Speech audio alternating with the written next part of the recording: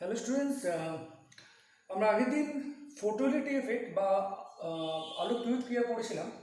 আজকে যেটা করবো কি আরেকটু সেকেন্ড ক্লাস হয়, সেকেন্ড পার্ট ফটো ইলেকট্রিসিটি। তাহলে আমি ডাইরেক্ট শুরু করে দিই। আজকে ফার্স্ট যে পয়েন্টটা সেটা হচ্ছে properties of photo electric effect, বা যেটাকে বলছি আমি আলোক তড়িৎ ক্রিয়ার বৈশিষ্ট্য। তাহলে সেই আলোক তড়িৎ ক্রিয়ার বৈশিষ্ট্যগুলো কী কী সেটা সম্বন্ধে একটু আলোচনা করবো, ঠিক আছে? তোরা দেখবি প্রত্যেকে বারবার ধরবো যে ভিডিওটা শোনার আগে একটু হেডফোন ইউজ করবি, আর চ্যানেলটা সাবস্ক্রাইব করবি, তাহলে যে ভিডিওগুলো দেবো শুনতে পেয়ে যাবি, তাড়াতাড়ি চলে আসবে তোদের কাছে। আর সবাই একটু নোটসগুলো পাশে রাখবি, তাহলে কিন্তু বুঝতে সুবিধা হবে, ঠিক আছে? নোটসগুলো পাশে রাখবি যেগুলো দিয়েছি তুমি হোয়াটসঅ্যাপে। তাহলে প্রথম বৈশিষ্ট্য যেটা হচ্ছে ক্যারেক্টারিস্টিক্স বলেছে আলোক তড়িৎ প্রবাহমাত্রা আপতিত আলোক তীব্রতার সমানুপাতিক। So that means the photo electric current is directly proportional to the intensity of incident light. মানে যত বেশি তীব্রতা বৃদ্ধি পাবে তত বেশি কিন্তু আমি কারেন্ট পাবো। আমি কি আগের দিন আগের ভিডিওতে গ্রাফ দিয়েছিলাম একটা, যে সাপোজ মনে করো দুটো লাইট নিলাম, কিন্তু দুটোই হচ্ছে রেড লাইট। একটা হচ্ছে আমার 60 ওয়াটের লাইট, আর আরেকটা হচ্ছে আমার 100 ওয়াটের লাইট, কিন্তু এটাও কিন্তু red.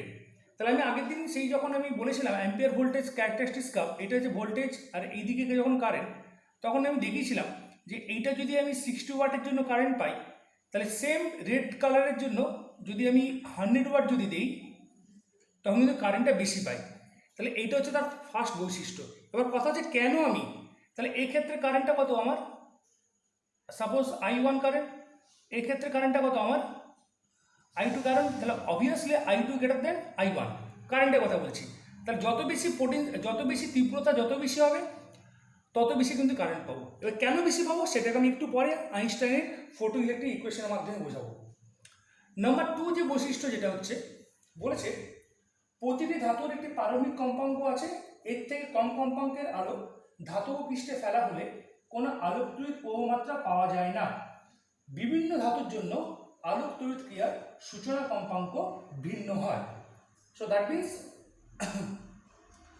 for a given metal there is a minimum frequency, this is called threshold frequency of incident light below which no photoelectrons can emit. Also threshold frequency different for different metals.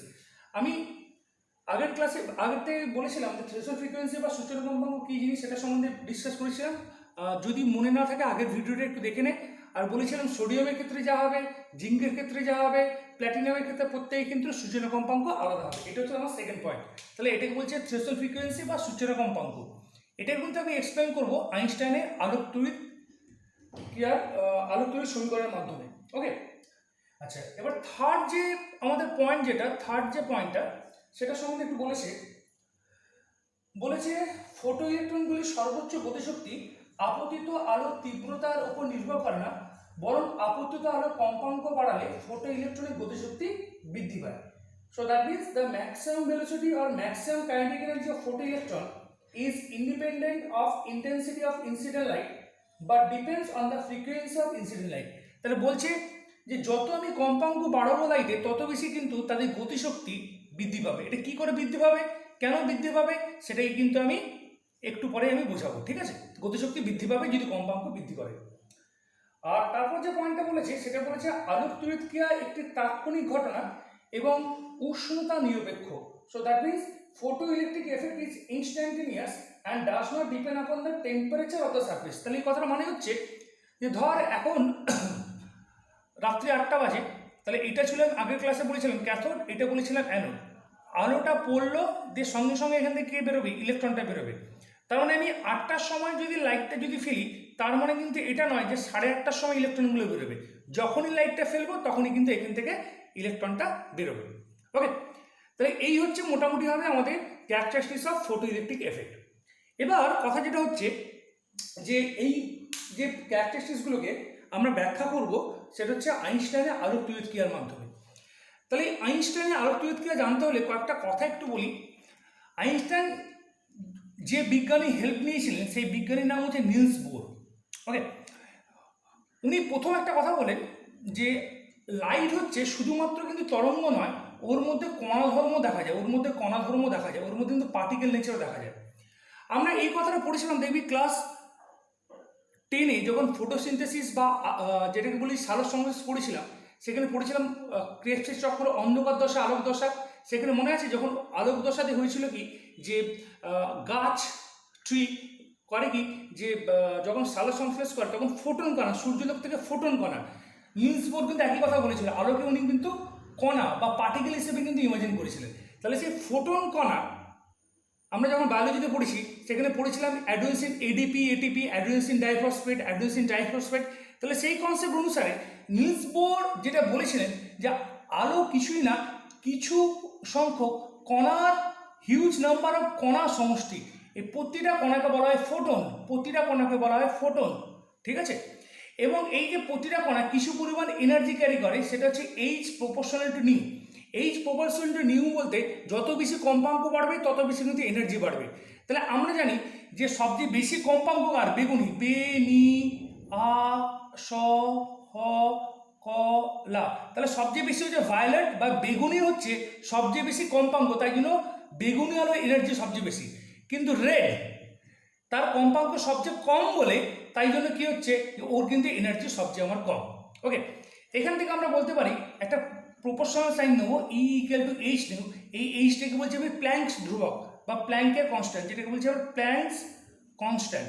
এর ভ্যালুটা বিভিন্ন বইতে বিভিন্ন রকম আছে, 6.63 বা 625 10⁻³ joule into second, এই ভ্যালুটা কিন্তু মাথায় রাখবি। ওকে, তাহলে আমরা কি বুঝলাম? যেটা বুঝলাম যে আলো কিছুই না, সেটা হচ্ছে কিছু কণার সমষ্টি এবং প্রত্যেকটা আলো কিছু পরিমাণ এনার্জি ক্যারি করে, সেই এনার্জি হচ্ছে E equal to H nu, Greek word nu, নিউটা হচ্ছে আলোর কম্পাঙ্ক। ওকে, এবার আমি আলোক তড়িৎক্রিয়ার বৈশিষ্ট্যটা আমি একটু বুঝবো। আলোক তড়িৎক্রিয়ার বৈশিষ্ট্য বলতে আমরা যেটা বুঝবো বা সমীকরণ লিখবো, তাহলে আমার এখানে কি ছিল?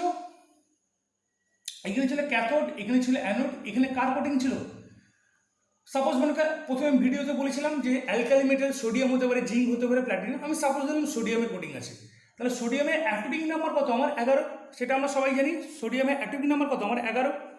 এবার কথা হচ্ছে এইখান থেকে লাইট যখন ফল করছে, যে লাইট যখন ফল করছে, তাহলে এই লাইটগুলোকে আমরা কি ধরে নেবো? একটা করে প্রত্যেকটা ফোটন পার্টিকেল ধরে নেবো। সেই ফোটন পার্টিকেলের প্রত্যেকটা এনার্জি কত? E equal to H nu. Okay, এবার যে কনসেপ্ট যেটা হচ্ছে, আমি যদি অ্যাটমিক স্ট্রাকচার যদি ড্র করি, যদি 11 হয়, তাহলে এইখানে কত আছে আমার? একটা নিউক্লিয়াসের মধ্যে সোডিয়ামের যদি আণবিক যদি স্ট্রাকচার যদি ড্র করি, তাহলে কে থাকে? নিউট্রন থাকে, প্রোটন থাকে, তাকে সেন্টার করে কে ঘুরবে? আমার ইলেকট্রনগুলো ঘুরবে। এটা কে সেল, এটা এল সেল, এটা এন সেল। যদি 11 থাকে তাহলে এখানে কটা থাকবে? 2টো, এখানে কটা থাকবে? 8টা। আর সবচেয়ে বাইরে অরবিটে যেটা থাকবে সেটা হচ্ছে একটাই ইলেকট্রন থাকবে। এই বাইরের ইলেকট্রনটা কিন্তু আমার বেরোবে। এবার হিসাবটা দেখ, যখনই এই যে ফোটন পার্টিকেলগুলো, এই যে ফোটন পার্টিকেলগুলো যখন এইখানে যখন ইনসিডেন্ট যখন হলো, ভালো করে বোঝ, ফোটন পার্টিকেল যখন ইনসিডেন্ট হলো, এই যে সংঘর্ষটা, এদের মধ্যে একটা কলিশন হয়। এই কলিশনটাকে বলছি আমি স্থিতিস্থাপক সংঘর্ষ, বা যেটাকে বলছি আমি ইলাস্টিক কলিশন বা স্থিতিস্থাপক সংঘর্ষ। এই স্থিতিস্থাপক সংঘর্ষ বা ইলাস্টিক কলিশনের ক্যারেক্টারিস্টিক্স হচ্ছে ওর মধ্যে যে পরিমাণ এনার্জি থাকবে, কার মধ্যে? সাপোজ দিলাম ফোটনের মধ্যে যে 10 জুল যে এনার্জি, সেটা ধাক্কা খাওয়ার পর কার সঙ্গে কার ধাক্কা? এই ফোটনের সাথে বাইরের যে ইলেকট্রনের ধাক্কা খাওয়ার পর এর মধ্যে যে পরিমাণ এনার্জি ছিল সেটা ইলেকট্রনের মধ্যে স্থানান্তরিত হবে। তাহলে এখন ইলেকট্রনের মধ্যে কত পরিমাণ এনার্জি আছে? 10 জুল। তাহলে এই 10 জুল যে শক্তি, যখন এই যে ইলেকট্রনটাকে আমি যদি এইখানে ড্র করি, এই যে 10 জুল যে শক্তিটাকে, সেটা কিন্তু ইলেকট্রন দুইভাবে খরচা করবে বা স্পেন্ড করবে, দুটোভাবে খরচা করবে। একটা হচ্ছে এই ইলেকট্রনটা এক্সাইটেড হওয়ার ফলে কি এই মেটাল সারফেস থেকে বেরোনোর চেষ্টা করবে। যখনই বেরোনোর চেষ্টা করবে, এইখানে কি আছে? নিউক্লিয়াসের মধ্যে কি আছে? প্রোটন, প্রোটন প্লাস আর ইলেকট্রন কত? মাইনাস। তাতে এদের মধ্যে কি থাকবে? একটা ফোর্স অফ অ্যাট্রাকশন বা আকর্ষণ বল থাকবে। তাহলে কথা যেটা হচ্ছে, ইলেকট্রনকে যদি বেরোতে হয় তাহলে এদের মধ্যে যে আকর্ষণ বলের বিরুদ্ধে একটা কৃতকার্য করতে হবে। তাহলে সেই কৃতকার্যটাকে বলছি আমি ওয়ার্ক ফাংশন, বা যেটাকে বলছি আমি ওমেগা নট, বা যেটাকে বাংলায় বলছি আমি কার্য অপেক্ষক। তার মানে ইলেকট্রনটা যখনই বেরোতে 10 জুল শক্তি ফোটন থেকে সংগ্রহ করলো, যখন সে বেরোতে চাইবে প্রোটন একে ধরে রাখবে। তাহলে প্রোটনের আকর্ষণ বলের বিরুদ্ধে ওকে কিছু পরিমাণ কৃতকার্য করতে হবে বা শক্তি খরচা করতে হবে, তাকে বলি তাকে বলি ধাতুর কার্য অপেক্ষক ওমেগা নট। এটা কিন্তু বিভিন্ন ধাতুর ক্ষেত্রে বিভিন্ন। যেমন মনে কর সোডিয়ামের ক্ষেত্রে যদি 3 জুল হয়, পটাশিয়ামের ক্ষেত্রে হতে হবে 4 জুল, ক্যালসিয়ামের ক্ষেত্রে হবে 5 জুল, জিঙ্কের ক্ষেত্রে হতে হবে 6 জুল, বিভিন্ন জনের ক্ষেত্রে বিভিন্ন। তাহলে অ্যাকচুয়ালি যে আলোচনায় ছিলাম, তাহলে এখানে কত? 10 জুল। তার খরচা কত হলো, তাহলে আমার 3 জুল, তার রিমেনিং কত হচ্ছে, তাহলে 7 জুল। তাহলে এই 7 জুল করবে কি, যে এই যে ইলেকট্রনগুলো যে এখান থেকে যে বেরোচ্ছে, এই যে ইলেকট্রনগুলো যে বেরোচ্ছে তাদের মধ্যে কি সঞ্চার করবে, তাহলে আমার গতিশক্তির সঞ্চার করবে। ওকে, তার মানে আমি যদি একটা ফটোইলেকট্রিক ইকুয়েশন যদি লিখি, তাহলে এটাকে যদি আমি লিখি E equal to H nu equal to half m v square max plus omega not. তাহলে E equal to H nu কত আমার 10 জুল, আর এই হাফ এম স্কোয়ার ম্যাক্সের মধ্যে ওমেগা নট কত ছিল 3 জুল, আর এটা কত ছিল আমার তাহলে 7 জুল। 7 প্লাস 3 10, এটা হচ্ছে 10। তাহলে এটা শক্তির সংরক্ষণ সূত্র বা কনজারভেশন অফ এনার্জিকে কিন্তু এখানে মান্য করে চলে। ওকে, তাহলে এই হচ্ছে আমাদের আইনস্টাইনের ফটোইলেকট্রিক ইকুয়েশন, এটার জন্যই কিন্তু উনি নোবেল প্রাইজ পেয়েছিলেন। এবার আমি যে কথাগুলো বলেছিলাম যে আলোক তড়িৎক্রিয়ার যে বৈশিষ্ট্যগুলো, সেই বৈশিষ্ট্যগুলো ব্যাখ্যা আমি দেবো। ওকে, এবার আমি তাকে একটু বলে দিই, সুবিধা হবে তাহলে আমার বুঝতে। যেমন কটা কালার আছে আমি বলেছিলাম, আমার যে কটা কালার আছে 7টা কালার, বে নি, বাংলায় বলছি আ স হ ক লা। তাহলে কথা হচ্ছে প্রথমে বেগুনি, তারপর নীল, তারপর আকাশি, সবুজ, হলুদ, কমলা, লাল। সবচেয়ে লোয়েস্ট ফ্রিকোয়েন্সি কার, লাল। সবচেয়ে হাইয়েস্ট ফ্রিকোয়েন্সি কত, বেগুনি। তাহলে ফর্মুলা হচ্ছে E equal to H new. তাহলে সবচেয়ে বেশি শক্তি কার হবে, বেগুনির, আর সবচেয়ে কম শক্তি কার হবে, আমার লালের। এবার যে কথাটা বলছি, কথাটা মাইন্ডফুলি দেখবি। প্রথম যে বৈশিষ্ট্য ছিল বলেছে আলোক তড়িৎ প্রবাহমাত্রা আপতিত আলোক তীব্রতা সমানুপাতিক। That means the photoelectric current is directly proportional to the ওটা আমি পরে আসছি। যেটা বলেছে 3 নম্বর পয়েন্টে বলেছে যে ফটো ইলেকট্রনগুলির সর্বোচ্চ গতিশক্তি আপতিত আলোর তীব্রতার উপর নির্ভর করে না, বরং আপতিত আলোর কম্পাঙ্ক বাড়লে ফটো ইলেকট্রনের গতিশক্তি বৃদ্ধি পায়।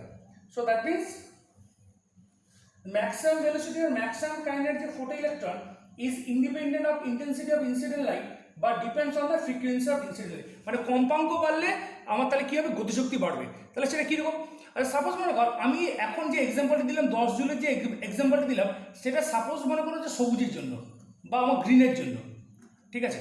তাহলে এইখানে কি লাইট দিয়েছি, গ্রিন লাইটের জন্য কত দিয়েছি আমি 10 জুল। এবার মনে কর গ্রিনের জায়গায় যদি আমি মনে কর নীল যদি দিই, সাপোজ মনে করি নীল কালারটা যদি আমি ইউজ করি, তাহলে নীলের ফ্রিকোয়েন্সি সবুজের চেয়ে বেশি। তার মানে যেটা হচ্ছে, তাহলে যে ফোটনটা এখানে ইনসিডেন্ট যেটা হবে সেটা অবশ্যই গ্রিনের চেয়ে বেশি। সাপোজ মনে কর যেহেতু এর ফ্রিকোয়েন্সি বেশি, সাপোজ মনে কর এটা হলো সাপোজ মনে কর 14 জুল, সাপোজ কত হলো 14 জুল। তাহলে 14 জুল যদি হয়, তাহলে খেয়াল করে দেখ এখানে ওয়ার্ক ফাংশন কত 3, আর এইখানে কত আছে আমার 14 জুল। তাহলে বাকিটা কত হলো, তাহলে আমার 11 প্লাস 3 মানে কত হলো, তাহলে 14। মনে কর আমি যদি এটা ব্লু হবে, মনে কর ব্লু এর জায়গায় যদি ভায়োলেট দিই বা বেগুনি যদি দিই, তাহলে বেগুনির ফ্রিকোয়েন্সি সবচেয়ে বেশি, তার জন্য ওর যে ফোটনের যে এনার্জি সবচেয়ে বেশি। তাহলে এখানে কত হবে 3, তাহলে এটা কত 12। তাহলে দেখ যত বেশি ফ্রিকোয়েন্সি বাড়ছে মানে এনার্জি বাড়ছে, তার জন্য কি হচ্ছে, ওর গতিশক্তিও কিন্তু আমার বাড়ছে। ওকে, এটা হচ্ছে আমাদের ফার্স্ট এক্সপ্লেনেশন যে ফ্রিকোয়েন্সি যদি বাড়ে তবে কিন্তু আমার কাইনেটিক এনার্জিও ইনক্রিজ হবে। সরি, এর যে পরের যে এক্সপ্রেশন যেটা হচ্ছে থ্রেশহোল্ড ফ্রিকোয়েন্সির এক্সপ্রেশনটা, একটু মন দিয়ে শুনবি। আমি কালারগুলো মুছে দিলাম, আবার লিখছি আমি বে নি আ স অ ক লা, ঠিক আছে। আমাদের ইকুয়েশন হচ্ছে থ্রেশহোল্ড ফ্রিকোয়েন্সির যে কনসেপ্টটা নোটসে দেওয়া আছে, এবার সূচনা কম্পাঙ্ক E equal to H nu equal to half m square max plus omega naught. আচ্ছা সাপোজ মনে কর প্রথমে আমি মনে কর আকাশি কালার দিলাম, সাপোজ ধরলাম, তাহলে সেই আকাশি কালার জন্য এটা ধরলাম 10 জুল। তাহলে এটা কত হবে বলেছিলাম এক্সাম্পল 3 জুল, আর এটা কত আমার 7 জুল, ঠিক আছে। সব জুলে আছে, আমি লিখছি না ইউনিটগুলো। এবার মনে কর আকাশি কালারের জায়গায় আমি একটু ফ্রিকোয়েন্সিটা কমিয়ে দিয়েছি। যদি আমি ফ্রিকোয়েন্সি যদি কমিয়ে দিই, তাহলে অবশ্যই তাহলে এনার্জিও কমবে। তাহলে ফর্মুলা কি জানি, E equal to H new. তাহলে কম্পাঙ্ক যদি কমে তাহলে এনার্জিও কমবে। তাহলে সাপোজ মনে কর এটা হচ্ছে আমার 7 জুল, তাহলে এটা যদি সাপোজ ধরলাম, তাহলে এটা কত হবে 3, আর এটা কত হবে তাহলে 4। এবার সবুজের জায়গায় না করে আমি দিলাম একটু হলুদ, তাহলে সাপোজ মনে কর এটা হলো আমার 4 জুল, সাপোজ আমি বললাম। তাহলে এটা তো যেমন ওয়ার্ক ফাংশন যেমন আছে তো থাকবে, কিন্তু এটা কমে কত হবে, জাস্ট 1 জুল। গতিশক্তি কিন্তু অনেকটাই কমে গেছে। এবার মনে কর আমি যে কথাটা বললাম সেটা মনে কর অরেঞ্জ বা কমলা, ঠিক আছে, সেটার যে এনার্জি সেটা সাপোজ ধর 3 জুল। তাহলে এটা তো 3 আছে, তাহলে এখানে কথা বেরোলো দেখ 0। তার মানে কথা যেটা হচ্ছে ইলেকট্রনটা জাস্ট মেটাল সারফেস থেকে বেরিয়েছে, তার মধ্যে কোনো এনার্জি নেই। তখন তাহলে এই অরেঞ্জটাকে বলবো আমি থ্রেশহোল্ড ফ্রিকোয়েন্সি বা যেটাকে বলছিলাম আমি সূচনা কম্পাঙ্ক। আমি বলেছি এই ভিডিও দেখার আগে আগের ভিডিও দেখবি, নিলে কিন্তু এগুলো কিছু বুঝতে পারবি না, ঠিক আছে? তাহলে এই ক্ষেত্রে এই যে থ্রেশহোল্ড ফ্রিকোয়েন্সিটাকে লিখতে হবে এইচ নিউ নট লিখছি, তাহলে ইকুয়াল টু কি পেলাম ওমেগা নট, কারণ হাফ এম স্কোয়ার কত হয়ে গেছে আমার 0 এই ফ্রিকোয়েন্সিতে, এই নিউ নট মানে কত কমলা। ওকে, এবার যদি এই ওমেগা নটের ভ্যালুটা যদি আমি এখানে যদি বসাই, তাহলে দেখ পাচ্ছি আমি E equal to H nu equal to half M V square max plus omega নটের জায়গা বসাচ্ছি এইচ নিউ নট, তাহলে দেখ half M V square max equal to H nu minus H nu naught. আচ্ছা, এখানে একটা কথা লাগবে, সেটা ক্লাস 9-এ পড়েছি আমরা, ভেলোসিটি 11-এও পড়েছি আমরা, V equal to L lambda, ঠিক আছে? Velocity of light suppose V, frequency N, and এনটা হচ্ছে তরঙ্গ দৈর্ঘ্য বা যেটা বলছে ওয়েভলেন্থ। এখন ফোটনের যে প্রত্যেকটা যে ভেলোসিটি সে লাইটের ভেলোসিটির সমান, তাহলে সেটাকে লিখছি সি, এখানে ফ্রিকোয়েন্সিকে লিখছি নিউ, ল্যামডা যেমন আছে, তা নিউ এর ভ্যালু কত আমি পাচ্ছি আমি সি বাই ল্যামডা। তাহলে এখানে যদি বসাই নিউ এর ভ্যালু কত পাচ্ছি c by lambda equal to H nu naught, তাহলে কি লিখতে পারি আমি h c by lambda naught. তাহলে আগে এখানে যেটা বলেছিলাম এই যে নিউ নটটাকে এখানে কি বোঝায় সূচনা কম্পাঙ্ক বা থ্রেশহোল্ড ফ্রিকোয়েন্সি, তাহলে এটাকে বলবো আমি এই যে ল্যামডা নট পাচ্ছি সেটা বলছে থ্রেশহোল্ড ওয়েভলেন্থ বা সূচনা তরঙ্গ দৈর্ঘ্য, থ্রেশহোল্ড ওয়েভলেন্থ বা সূচনা তরঙ্গ দৈর্ঘ্য। তাহলে ইকুয়েশন যেটা দাঁড়ালো আমাদের half M V square max equal to যেটা পাচ্ছি এইচ, সেটা কমন যাবে 1 by lambda minus 1 by lambda naught. এই হচ্ছে আমার সূচনা কম্পাঙ্কের এক্সপ্লেনেশন, ঠিক আছে? আশা করি সবাই বুঝতে পেরেছিস। এবার যেটা যাবো, প্রথম যেটা আমি একটু স্কিপ করে গেছিলাম, বলেছিলাম যে photo electric current is directly proportional to the intensity of incident light, মানে যেটা হচ্ছে যে আলোক তড়িৎ প্রবাহমাত্রা আপতিত আলোর তীব্রতার সাথে সমানুপাতিক। তার এক্সপ্লেনেশনটা কী হবে, যেটা দিয়ে আমি শুরু করেছিলাম, আমি বলেছিলাম যে এইভাবে যদি একটা 60 ওয়াটের বাল্ব একটা যদি 100 ওয়াটের বাল্ব পাই, তাহলে 60 ওয়াট, তাহলে এই ক্ষেত্রে কারেন্টটা পাবো I1, আর এটা যদি 100 ওয়াট হয় তাহলে এই ক্ষেত্রে কারেন্টটা কত পাবো আমি I2। তাহলে সেটা কেন বোঝার আগে একটু আমি হিসাবটা আরেকবার বলি, এটা ছিল ক্যাথোড, এটা ছিল অ্যানোড, আলোটা পড়লো তাহলে এখান থেকে কে বেরোচ্ছে ইলেকট্রন। আচ্ছা, কারেন্ট মানে কি জানি, কারেন্ট মানে nothing but A flow of charge, সময় সাপেক্ষে যে চার্জের যে বা আধানের যে ফ্লো হয় তাকেই বলি আমরা কারেন্ট। এবার আমি বলি যে কোয়ান্টাম মেকানিক্সের তীব্রতা বা ইন্টেন্সিটি বলতে আমরা কি বুঝি। কোয়ান্টাম মেকানিক্সের ইন্টেন্সিটি বলতে সাপোজ মনে কর এই পয়েন্টের ইন্টেন্সিটি বলতে আমরা যেটা বুঝবো, এই পয়েন্টকে সেন্টার করে যদি আমি ইউনিট এরিয়া যদি কল্পনা করি, তাহলে এর সঙ্গে লম্বভাবে যতগুলো ফোটন আপতিত হয়েছে তার সংখ্যাকেই আমি এই পয়েন্টের ইন্টেন্সিটি বা তীব্রতা বুঝবো। আমি বোঝার সুবিধার জন্য আমি ধরলাম যে সাপোজ এখানে 60 ওয়াটের লাইট ফেলা হয়েছে, তাহলে ধরলাম যে 60 ওয়াটের লাইটের জন্য তাহলে এখানে সাপোজ মনে কর 6টা ফোটন এখানে আপতিত হয়েছে। কটা ফোটন আপতিত হয়েছে? 6টা ফোটন। আমি যদি এইখানে যদি 10 ওয়াট 100 ওয়াট যদি লাইট ফেলি, তাহলে ধরলাম যে এখানে 10টা ফোটন এর উপর আপতিত হয়েছে। এবার কথা হচ্ছে প্রথম ক্ষেত্রে যখন আমি 60 ওয়াটের লাইটের ক্ষেত্রে কারেন্ট পাচ্ছি I1, মানে আমি ধরলাম এই 60 ওয়াটের জন্য এই পয়েন্টে যে 6টা যে ফোটন আপতিত হয়েছে, তাহলে সেই 6টা ফোটন কতগুলো ইলেকট্রনের সঙ্গে কলিশন করবে? 6টা ইলেকট্রনের সঙ্গে কলিশন করবে। তাহলে 6টা ইলেকট্রনের সঙ্গে কলিশন করলে তাহলে সেকেন্ডে কটা করে ইলেকট্রন বেরোবে? এখান থেকে 6টা করে ইলেকট্রন বেরোবে। দ্বিতীয় ক্ষেত্রে যখন আমি 100 ওয়াট যখন ফেলেছি, তাহলে বলেছি যে তাহলে নাম্বার অফ ফোটন এখানে কি হলো, 10টা করে ফোটন পড়ছে, তাহলে সেই 10টা করে ফোটন কতগুলো ইলেকট্রনের সঙ্গে কলিশন করাবে? 10টা করে ইলেকট্রনের সাথে কলিশন করাবে। তাহলে সেকেন্ডে এখানে কটা করে ইলেকট্রন বেরোবে? 10টা করে ইলেকট্রন। তাহলে এই খেয়াল করে দেখ, সময়ের সাপেক্ষে আধানের সংখ্যা বেড়ে যাচ্ছে, তার মানে কী পাবো? তাহলে আমি কারেন্টটা বেশি পাবো। তাহলে এটা হচ্ছে প্রথম পয়েন্টের এক্সপ্লেনেশন। আর লাস্ট পয়েন্ট বলেছি যে যেটা হচ্ছে যে যখন ওদের মধ্যে স্থিতিস্থাপক সংঘর্ষ হয় এবং সঙ্গে সঙ্গে এনার্জিটা কোথায় চলে যায়? ফোটন থেকে ইলেকট্রনে চলে যায়, তাই জন্য কোনো সময় লাগে না, তাই জন্য এটাকে বলছি আমরা তাৎক্ষণিক ঘটনা। ঠিক আছে, আজকে অবধি থাক, পরের দিন আমি ডিপ ব্রগলি আর গ্রাফটা বোঝাবো। তার আগে একটু বলি, এখান থেকে নিউমেরিক্যালের জন্য 5টা ফর্মুলা কাজে লাগবে। প্রথম ফর্মুলায় ফার্স্ট পয়েন্টে বলেছিলাম যে 1 electron volt equal to 1.6 × 10⁻⁻19 joule. তাহলে কথার মানটা যেটা হচ্ছে যে আমি যদি এনার্জি যদি ইলেকট্রন ভোল্টে থাকে তাকে জুলে কনভার্ট করতে হলে 1.6 × 10⁻19 দিয়ে মাল্টিপ্লাই করতে হবে। একইভাবে যদি আমার জুলে যদি থাকে তাহলে সেটাকে আবার যদি ইলেকট্রন ভোল্টে কনভার্ট করতে হলে 1.6 × 10⁻19 দিয়ে ডিভাইড করতে হবে। নাম্বার 2 ফর্মুলা আমরা পড়েছিলাম half m v square max equal to পেয়েছিলাম ইভি জিরো, যেখানে হচ্ছে এটা হচ্ছে এনার্জি, কাইনেটিক এনার্জি, ই হচ্ছে চার্জ অফ ইলেকট্রন, আর ভি জিরোটা কী বলেছিলাম স্টপিং পোটেনশিয়াল বা বলেছিলাম নিবৃত্তি বিভব। আর এটা হচ্ছে আমার আইনস্টাইনের ফটোইলেকট্রিক ইকুয়েশন। ফোর্থ ইকুয়েশন যেটা বলছে এক্ষুনি দেখালাম, H nu not equal to omega not. এই নিউ নটটা কি? এই নিউ নটটা হচ্ছে আমার থ্রেশোল্ড ফ্রিকোয়েন্সি বা সূচনা কম্পাঙ্ক, এটা ওমেগা নট। হ্যাঁ, ওমেগা নট মানে হচ্ছে কার্য অপেক্ষক বা ওয়ার্ক ফাংশন। আর লাস্ট যেটা লাগবে আমাদের, মোটামুটি এইগুলো হলেই নিউমেরিক্যালগুলো হবে। Half m square max equal to h c 1/λ minus 1/λ naught. ঠিক আছে, এই 5টা ফর্মুলাতে মোটামুটি নিউমেরিক্যালগুলো হবে। তাহলে আজকে অবধি থাক, পরের দিন আমি ড্রিপ অবধি আর গ্রাফটা পড়াবো।